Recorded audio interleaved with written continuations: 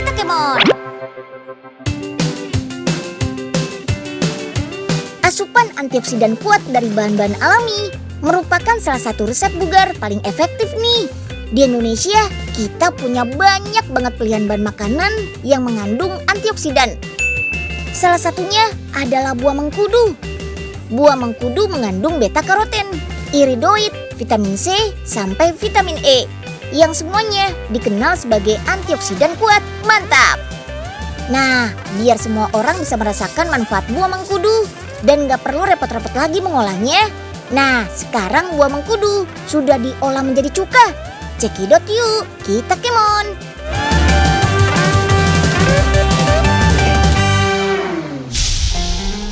Nyeng, buruan dong. Udah emergensi nih. Alah bos, cuma masuk angin aja, sok emergensi. Iya, tahu nih Pak Uga, gaya banget sih. Masuk angin aja, minta dianterin ke rumah sakit. Habis suka sesak napas sama selalu deg-degan jantungnya. Apalagi kalau tanggal tua kayak gini. Ya elah bos, itu mah bukan badannya yang sakit, tapi kantongnya.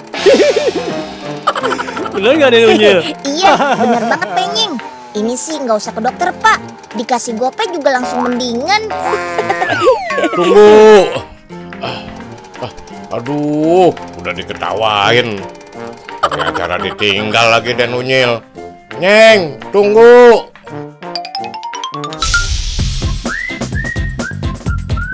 Oke, pertama kita kumpulin dulu yuk buah mengkudunya.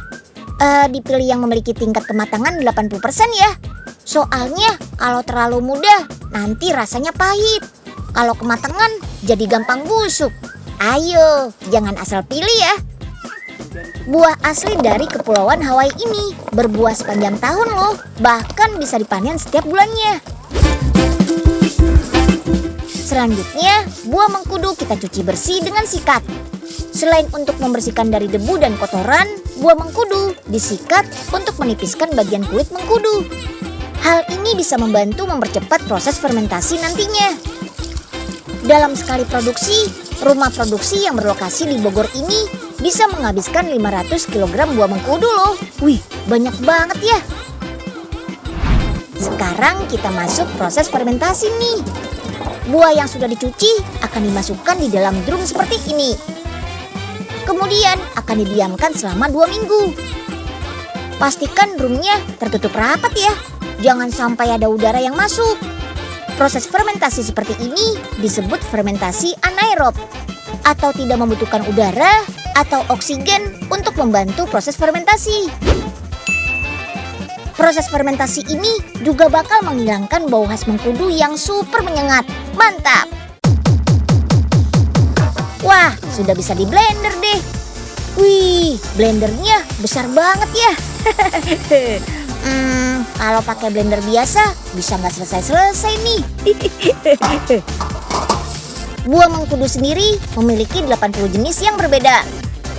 Nah, yang kita gunakan sebagai bahan cuka ini adalah Morinda citrifolia, atau dikenal dengan mengkudu Bogor. Selanjutnya kita saring deh. Air mengkudu ini nantinya akan difermentasi lagi selama 4 minggu. Tenang, kita nggak perlu menunggu 4 minggu kok. Unyil sudah siapkan nih cuka mengkudu yang sudah jadi. Sebelum di-packing, cuka mengkudunya harus melalui proses pasteurisasi dulu ya. Cuka akan dipanaskan pada suhu 70 derajat selama 10-15 menit. Kemudian didinginkan deh hingga suhu ruangan. Waktunya packing. Cuka mengkudu yang mulai dipasarkan sejak tahun 2018 ini punya beberapa varian. Ada cuka mengkudu siap minum, cuka mengkudu yang barusan kita bikin, dan ada varian konsentratnya. Tinggal menyesuaikan kebutuhan teman-teman deh. Selain bisa diminum langsung, cuka mengkudu ini bisa digunakan sebagai dressing salad atau diminum bersama potongan buah seperti ini. Segar banget pasti tuh. Kalau soal manfaatnya, nggak usah diragukan lagi deh. Di Hawaii sendiri, buah ini dikenal sebagai magic fruit. Saking dipercaya bisa menyembuhkan berbagai macam penyakit. mulai dari untuk meningkatkan kekebalan tubuh sampai menurunkan kolesterol. Selain itu, kandungan scopoletin sangat baik untuk kesehatan jantung karena dapat membersihkan endapan di pembuluh darah. Wih, mantap banget ya.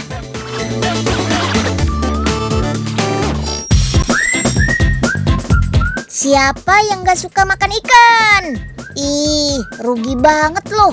Karena ikan kan kaya sama asam lemak omega 3 yang mampu menekan peradangan dan menjaga sistem kekebalan tubuh. Hayo, jangan malas makan ikan ya kalau mau tetap bugar. Salah satu ikan favorit Unyil adalah ikan yellowfin tuna alias tuna sirip kuning dari Kota Bitung.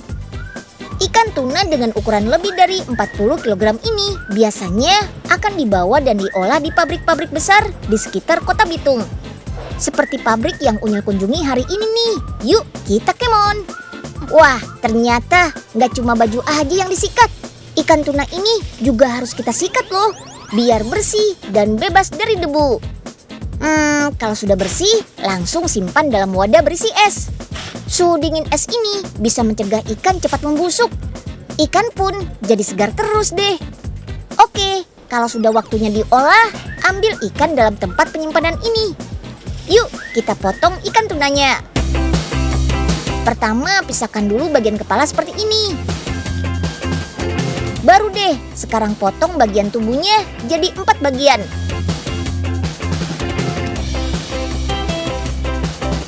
Setelah itu pisahkan kulitnya. Usahakan memotongnya setipis mungkin ya, supaya jangan ada bagian daging yang terbuang.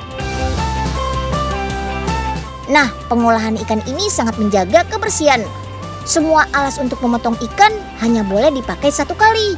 Setelah itu, harus langsung kita cuci. Sip deh, daging tuna segar ini sudah siap kita kirim ke Jepang. Untuk olahan tuna yang akan dikirim ke Amerika, pabrik ini mengolahnya dalam bentuk yang berbeda. Potongan tuna segar akan masuk ke dalam lemari pendingin. Suhunya sampai minus 65 derajat Celcius loh. Brrrr, dinginnya kayak kutub kali ya. Saking dinginnya, daging tunanya sampai beku seperti ini. Dan baru deh kita potong menjadi beberapa bentuk. Ada yang oval seperti daging stik, ada juga yang berbentuk persegi panjang seperti ini. Wih, pisaunya tajam banget ya. Setelah selesai, baru deh kita kemas. Pengiriman juga dilakukan dengan kendaraan khusus, yaitu harus bersuhu minus 25 derajat Celcius, supaya kualitas daging ikan tuna kelas dunia ini tidak menurun. Mantap! Nah, di salah satu rumah makan di Kota Bitung, ada yang mengolah ikan tuna jadi hidangan lezat ala negeri Sakura loh. Namanya sashimi. Bahan utamanya ya pastinya daging ikan tuna dong. Jangan heran ya, daging ikan tuna bisa kita makan walaupun tidak dimasak. Soalnya daging ikan ini punya kandungan parasit paling sedikit dibandingkan ikan jenis lain. Soal rasa, kelezatan makanan ini dipercaya berasal dari lemaknya. Selain nikmat, lemak tuna juga kaya protein. Daging tuna juga mengandung kalsium, fosfor, vitamin A dan B. Semuanya sangat bagus untuk kesehatan tubuh kita.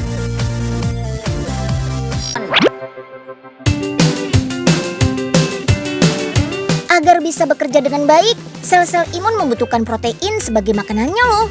Makanya orang yang sedang sakit seringkan disarankan untuk mengkonsumsi protein agar daya tahan tubuhnya meningkat. Jadi bisa bugar kembali. Nah, sumber protein nggak melulu berasal dari hewan. Ada kok sumber protein nabati, kayak kecambah. Kecambah atau germination adalah awal mula dari perkembangan tumbuhan, terutama tumbuhan berbiji. Meski kecil, manfaatnya besar loh. Karena berdasarkan hasil penelitian, sayuran berkecambah jenis apapun sangat baik dan bagus untuk memerangi kanker. Makanya sekarang mulai banyak jenis kacang yang diolah menjadi kacang berkecambah kayak gini. Kecambahnya juga bisa dimasak bareng beras, bubur, atau sup. Yuk, kita kemon! Nah, ini dia pabrik kacang berkecambah. Pas banget kacang berkecambahnya lagi mau diproses tuh. Kacang hijaunya mau dicuci dulu ya. Mesin pencuci ini akan memisahkan kacang yang kurang bagus dengan kacang yang bisa diproses. Tuh lihat, kalau airnya penuh, kacang yang gak bagus akan mengambang dan terbuang. Jadi gak perlu dipilihin satu-satu lagi deh. Nah, kalau yang ini namanya germinator. Alat yang digunakan untuk membantu proses perkecambahan kacang. Di dalamnya, suhu dan pencahayaan telah diatur sehingga ideal untuk perkembangan benih. Germinator punya 4 ruang. Masing-masing ruang terbagi atas jenis yang berbeda. Ada ruang khusus kacang hijau, kacang merah, kacang tolo, dan kacang kedelai. Nah, kipas di dalam ruangan germinator akan bekerja mengatur suhu dan kelembapan. Suhu ruangan ditentukan antara 25 hingga 30 derajat Celcius. Dan kelembapannya sekitar 80 sampai 90%. Kalau pakai alat germinator ini, kelembapannya bisa kita atur sehingga kadar nutrisinya masih tetap terjaga. Seluruh kacang ini akan diputar selama 24 jam hingga batang kecambah sudah mulai keluar dari biji. Tapi kalau kacang merah butuh waktu lebih lama nih, yaitu sekitar 2 hari. Perputaran pelan ini diatur agar kecambah tidak rusak. Dalam satu germinator punya daya tampung sekitar 200 kg dan masing-masing ruang bisa memuat sebanyak 50 kg. Nah, sekarang waktunya di oven nih. Kecambahnya di oven selama kurang lebih 8 jam dengan suhu 75 derajat Celcius. Sekarang waktunya kecambah melewati proses QC atau quality control. Di sini kecambah dites kadar airnya. Idealnya kadar air dari kecambahnya sebaiknya di angka 13%. Terus idealnya panjang akarnya sebaiknya 2 mm. Kacang-kacang yang sudah dikecambahkan ini akan mengalami peningkatan kualitas gizi. Terus kandungan karbohidrat, protein, lemak, vitamin dan mineralnya pun jadi lebih mudah dicerna. Dijamin lebih sehat. Oke, Unyil kasih tips untuk mengolah kecambahnya ya. Sekarang mau kita buat burger sprouted beans. Tapi burgernya bukan dari roti ya. Cekidot yuk. Pertama, goreng dada ayam tanpa kulit. Yap, dada ayam memang sangat bagus untuk kesehatan karena kandungan proteinnya yang cukup tinggi. Oke deh, selanjutnya kita saut sayur pok choy. Teknik saut adalah cara memasak kering yang menggunakan panas tinggi dan sedikit minyak. Cocok untuk mematangkan pok choy. Dengan bantuan panas tinggi, api cukup untuk membunuh bakteri. Wanginya sudah kecium nih. Aduh, Unyil jadi lapar deh. Sprouted beans atau kecambah-kecambah menghasilkan enzim yang memberikan manfaat gizi dan membuat lebih mudah dicerna. Apalagi kalau rutin dimakan setiap hari. Dijamin deh terbebas dari berbagai jenis penyakit. Pola makan ini bisa menjadi awal dari gaya hidup sehat ala masa depan. Bisa dimasak dengan nasi, sup, ataupun bubur. Pokoknya sesuai selera. Yummy!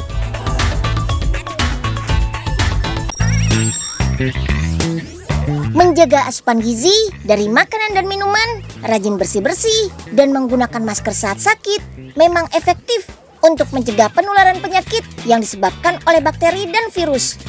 Tapi jangan lupa, kita juga harus rutin berolahraga supaya tubuh tetap bugar. Kalau badan bugar, kita jadi nggak gampang terserang penyakit. Olahraga pun harus sesuai porsi ya. Kalau berlebihan, malah bisa bikin badan kita mudah pegal, kram, bahkan cedera. Kalau sampai kayak gitu sih, artinya tubuh kita kekurangan magnesium. Maunya olahraga buat sehat, malah jadi sakit. Nggak lucu kan? Unyil sudah menemukan solusi praktis nih untuk menghindari kekurangan magnesium. Tinggal disemprotkan saja. Kalau kadar magnesium di tubuh kita seimbang, dijamin deh kita dijauhkan dari penyakit. Kayak gimana tuh cara kerja magnesium spray? Yuk, langsung kita kemon. Tiap hari main skateboard mulu. Emangnya nggak capek-capek apa, Bol? Enggak lah, Pak. Namanya juga olahraga. Wah, olahraga kok tiap hari? Stop, Pak. Sampai sini aja. Nanti Bul tinggal jalan ke depan. Oke, hati-hati ya, Bul. Iya, Pak. Makas. Aduh. Loh, Bul, Aduh. kenapa? Aduh. Kok jalannya gitu? Aduh. Gak tahu nih, Pak. Pinggang Bul sakit banget nih. Kayaknya kram deh. Waduh, Bul. Belum olahraga, udah cedera aja. Wih, kenapa Mbul? Kram ya?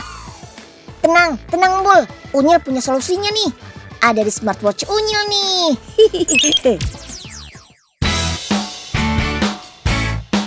Ini dia obatnya. Namanya magnesium spray. Tinggal disemprot ke bagian yang sakit, terus dipijit-pijit sebentar. Magnesium memang memiliki kandungan anti peradangan yang baik untuk mengatasi pegal-pegal, kram, sampai cedera otot. Wih, keren banget ya. Yuk, langsung kita lihat proses pembuatannya. Pertama kita siapkan dulu nih magnesium chloride. Walaupun tidak terkenal kalsium dan kalium, magnesium juga salah satu mineral penting yang dibutuhkan tubuh. Bahkan mineral seperti kalsium dan kalium tidak bisa diserap tubuh kalau nggak ada magnesium. Oke, selanjutnya kita larutkan magnesiumnya ke dalam air.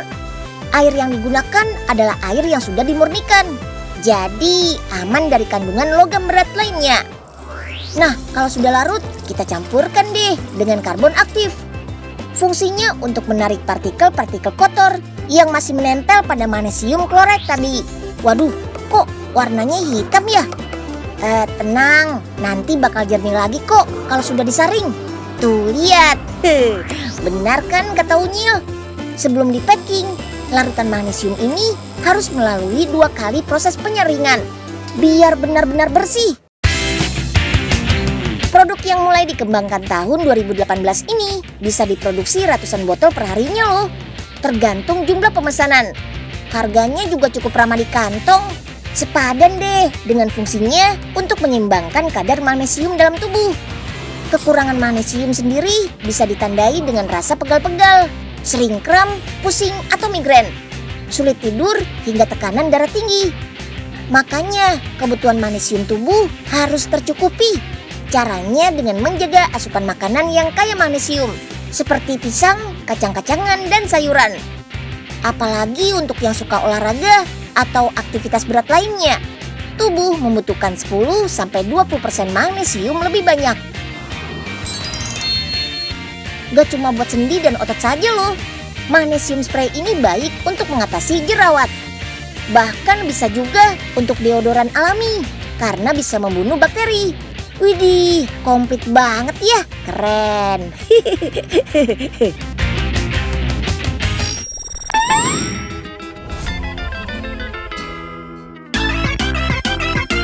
Loh, Pak Oga, harus sampai Pangling. Mau kemana Pak Oga? Kok rapat banget pakaiannya? Nggak panas, Pak? Iya, Neng. Biar nggak kena virus, Neng. Makanya Pak Oga pakai topi, masker, sama sweater. Biar virusnya nggak bisa masuk, Neng. Pak Oga, nggak gitu juga kali, Pak. Nih, Arsa kasih tips ya, Pak, untuk mencegah penyakit akibat virus. Pertama, harus sering cuci tangan, Pak. Bisa pakai air dan sabun atau hand sanitizer. Pastikan semua bagian tangan tercuci bersih.